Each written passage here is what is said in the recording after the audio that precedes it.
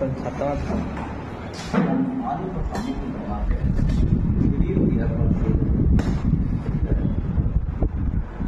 இது முக்கியமான ஒரு இயல்பாக இருப்பதனால் உறுதியாக செய்ய வேண்டிய ஒரு காரணம் தான். நாம் ஆதிவாச அமைப்பில் நெடுநாளாக அமைப்பில் உறுப்பினராக இருந்து வருகின்ற கவிஞர் வேல்முருகன் சிறு வயதிலிருந்தே கண்டுபிடிப்புகள் கண்டுபிடிப்புகள் இதனுடைய நிறுவனங்கள் அர்த்தங்கள் விவரமாக செய்யப்பட்டுள்ளவர். அவர் என்று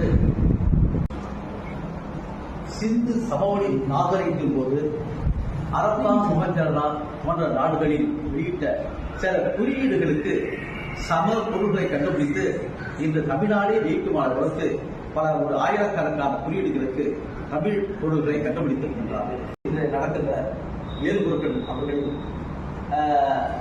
கல்வெட்டு அதாவது சிந்து சமவெளி நாகரிகத்தில் உண்டாக்கப்பட்ட எழுத்துக்களுக்கு நல்ல பொருள்களை கூறி அதை விழிப்பு ஆவணங்களாக இன்று நடக்கிறது. அதை முன்பு தலைவர்களும் அந்த விழாவினை ஏற்று அவர் கொண்டு வருகின்ற அந்த பொருள்பட உள்ள ஆவணங்களை வெளியிடுவதற்காக நான் கேட்டுக்கொண்டேன். முதலாக வருகை கொடுத்திருக்கின்ற தலைவர்களுக்கு உரையாசை மேற்கொண்ட மரியாதைக்குரிய கே 2016 அவர்களுக்கு வேல்முருகன் அவர்கள் மன்னரை பற்றி கௌரவிப்பார்.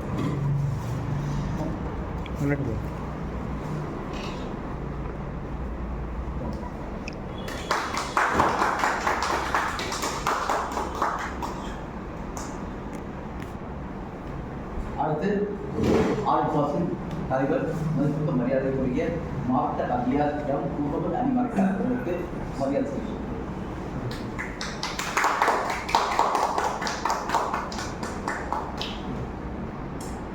மற்றும் ஆலிபாசின் மற்றும் தலைவர் மதிப்புக்கு மரியாதைக்குரிய ஐயன் ஜோசப் அவர்களுக்கு மரியாதை செய்யும்.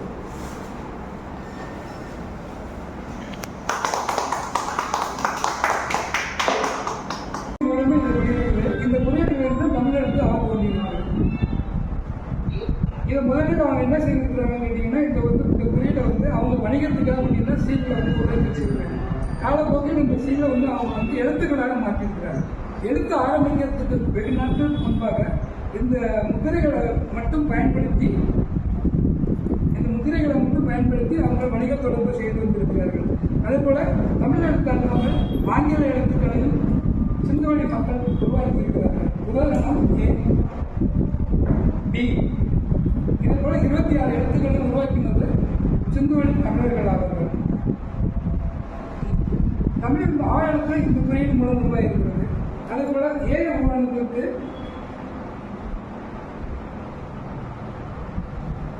இதை நாம் தமிழில் துருத்தி என்று சொல்லுவோம்.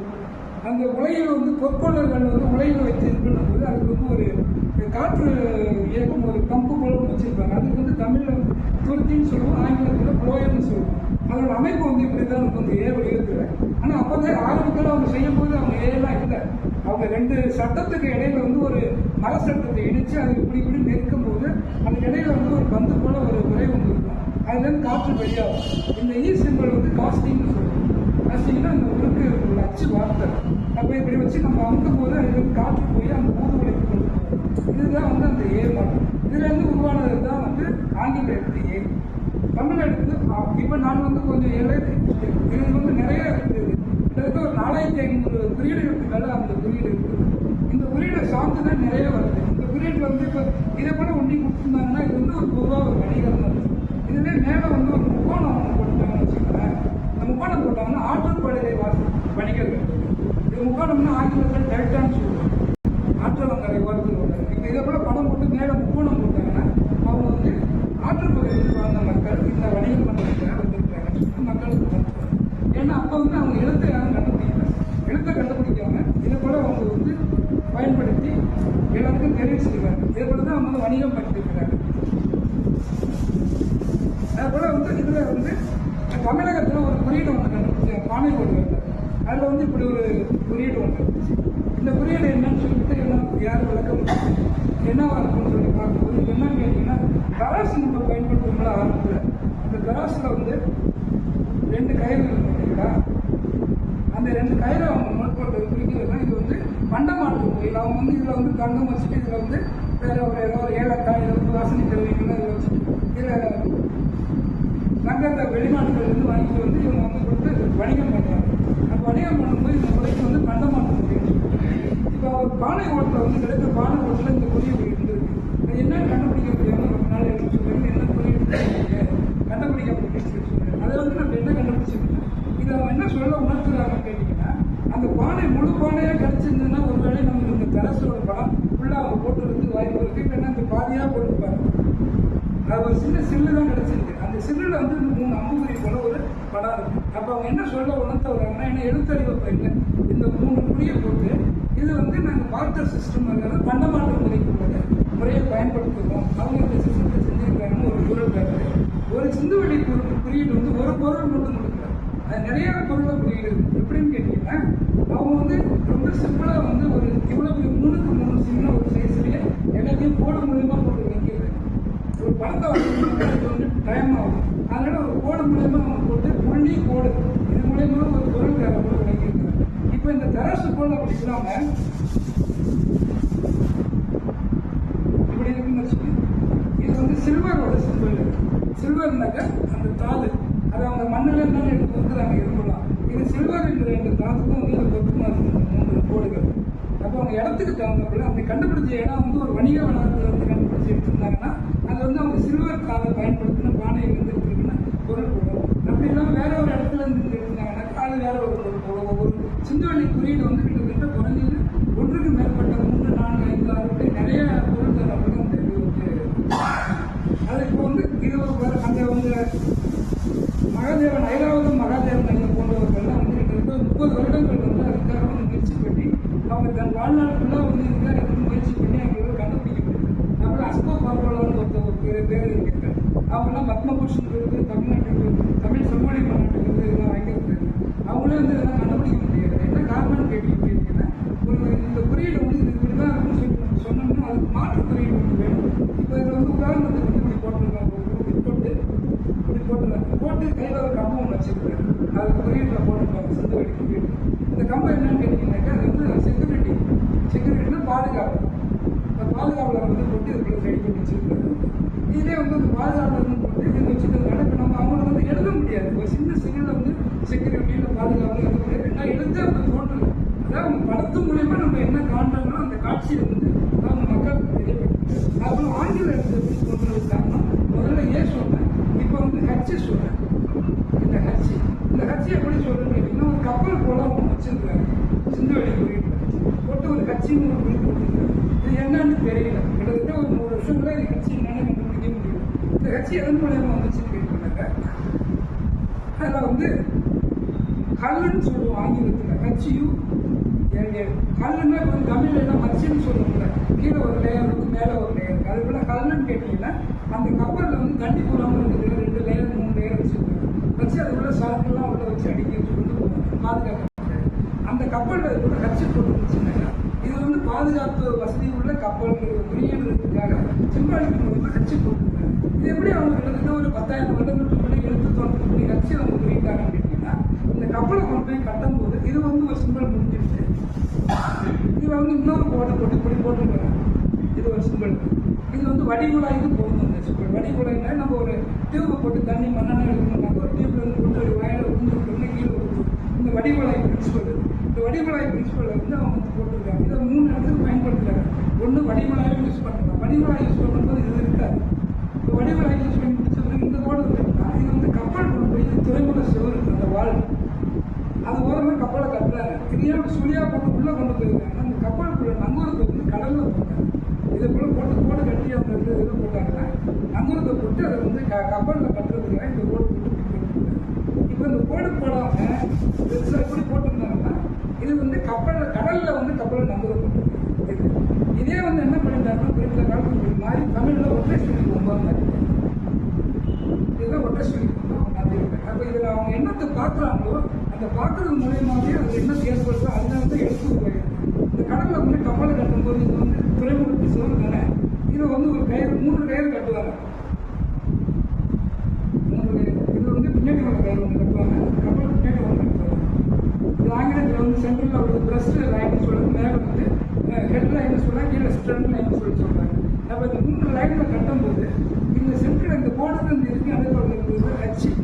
இதை தான் ஹச்சி அவங்க எப்படி உருவாக்குனாங்க ஒரு எழுத்துன்னா, நான் என்ன நினச்சோமோ என்ன வச்சு செயல்பட்டு செஞ்சாங்களோ அது மூலம் தான் அவங்க எழுத்து உருவாக்கிருக்காங்க. உதாரணத்துக்கு வந்து நம்ம கேட்டா அப்படின்னு சொல்லுவோம்ல, சின்ன வயதில் வந்து ஒரு கேட்டா அப்படின்னு சொல்லிட்டு கிளை போல ஒன்று இருக்கும், அதில் கவன் கல்லை வச்சு அடிக்கிறதுன்னு சொல்லுவோம்.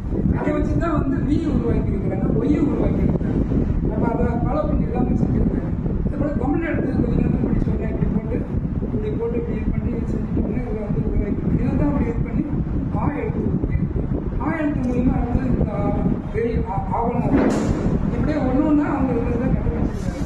இன்னைக்கு உபயோகத்தில் இருக்கிற நமக்கு வந்து இன்னைக்கு டிஜிட்டல் இந்தியான்னு சொல்லுவாங்க. டிஜிட்டல்னு சொல்லுவாங்க. என்ன பார்த்தாங்க டிஜிட்டல் வந்து இப்போ நம்ம ஆங்கிலத்தில் தமிழ்லையோ இப்போ 8 போகணும்னு வச்சுக்கோங்களேன். 8 வந்து இப்படித்தானே போகும். இது வந்து நான் அனலாக் 8ன்னு சொல்லுவேன். இது வந்து இந்த 8 இது வந்து டிஜிட்டல் 8 போகணும்னா இப்படி போகும். இல்லைங்கன்னா டிஜிட்டல் 8 வந்து இப்படி தான் இருக்கும். டிஜிட்டல் 8 வந்து உருவாக்குறது வந்து சிந்துவெளி மக்கள். எப்படி எதை வச்சு சொல்லணும், இது வந்து 3 கொண்டு வரலாம், 2 கொண்டு வரலாம், எத்தனை 1 கொண்டு வரலாம். இது வந்து டிஸ்பிளே வந்து எல்சிடி டிஸ்பிளேன்னு சொல்லுவாங்க, டிஸ்பிளேன்னு சொல்லுவோம். இப்போ வந்து எல்இடி டிஸ்பிளே மாறிடுச்சு. கிடையாது இந்த சிஸ்டம் தான் அவங்க வந்து கோடுகள் மூலியமாக வச்சு பயன்படுத்தி தெரிவிச்சிருக்காங்க அப்படின்னாங்க. அதுக்கு பிறகு எல்சிடி கண்டுபிடிச்சிருக்காங்க. அப்போ வந்து அவங்க இன்னைக்கு உள்ள டெக்னாலஜி என்ன எந்த அளவுக்கு இருக்கோ எல்லாத்துக்கும் முன்னோடியாக இருந்திருக்காங்க அவங்க சிந்துவெளி.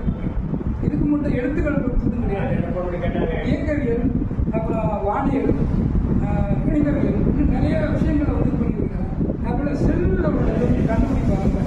செல்லில் ஆராய்ச்சி பண்ணி நம்ம இதெல்லாம் சொல்லணும். உடலில் உள்ள செல்லுலாம் அதை வந்து இப்படி கோல் சிம்பிள் ஒன்று போட்டு 3 கோடு ஒன்று.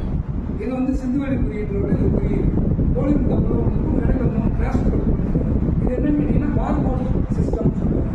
இந்த பார்கோட் சிஸ்டம் வந்து இன்னைக்கு வந்து நவீன இடத்துல கம்ப்யூட்டர் மூலயமா இது கண்டுபிடிக்கிற சிஸ்டம் வந்து பார்கோடிங் சிஸ்டம்.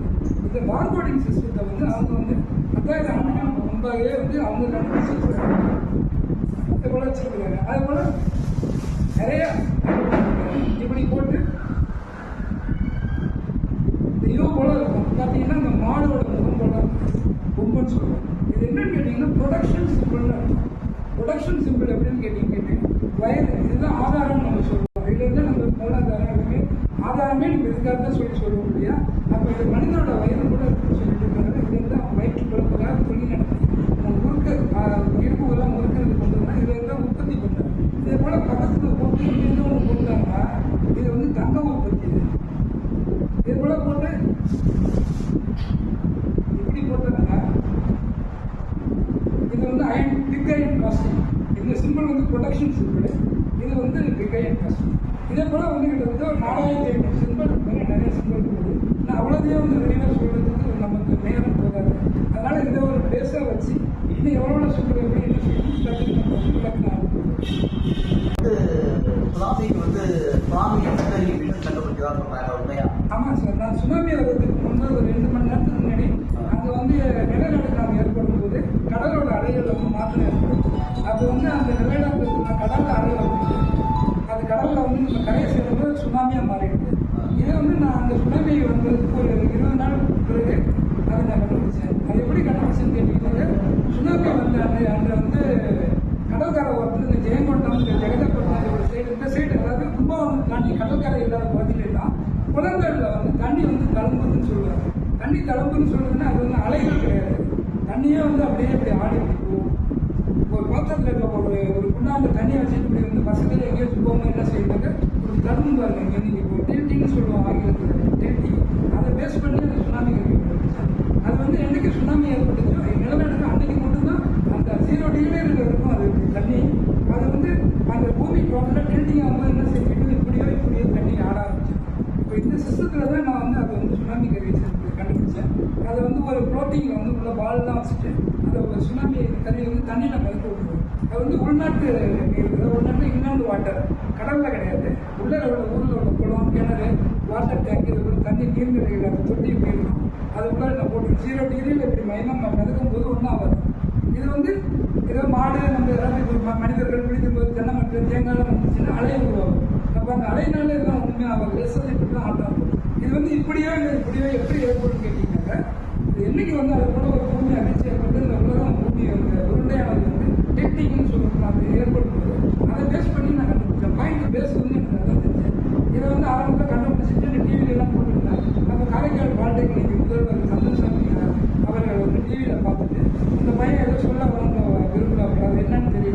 அந்த பையனை போய் பார்த்து அவங்களுக்கு ஒரு ஏற்பாடு பண்ணணும்னு சொல்லி சொன்னாங்க. அதோட அனுமதியின் பேரில் காரைக்கால் வளர்ச்சிக்குரிய பாலிடெக்னிக்கில் போய் நான் சுற்றி காட்டி அவங்க சர்டிஃபிகேட் கொடுத்துருக்காங்க. அங்கே உள்ள அதிகாரிகள் ஆசிரியர்கள்லாம் பார்த்துட்டு பிரின்சிபல் எப்படின்னா கேட்டாங்க. கேட்டுட்டு உண்மைதான் அது கூட வந்து சுனாமி வந்து 2 மணி நேரம் அங்கே நிலநடுக்கம் ஏற்பட்டு 2 மணி நேரம் சுனாமி வர்றதுக்கு முன்னாடியே நமக்கு தகவல் வரும், இது உறுதியான இருக்கிற குரூப் இருக்குன்னு சொல்லிட்டு அவங்க வந்து குரூப் கொடுத்து சர்டிஃபிகேட் கொடுத்துருக்காங்க. அதை வந்து நான் அரசாங்கத்தில் முயற்சி பண்ணி மேற்கொண்டு இந்த கிராமங்கள் எல்லாம் அதை வந்து உருவாக்கி செய்யறதுக்கு அரசாங்கம் அனுமதி கொடுத்தாங்கன்னா அதை மேற்கொண்டு செய்யறதுக்கு தயாராக இருக்கு.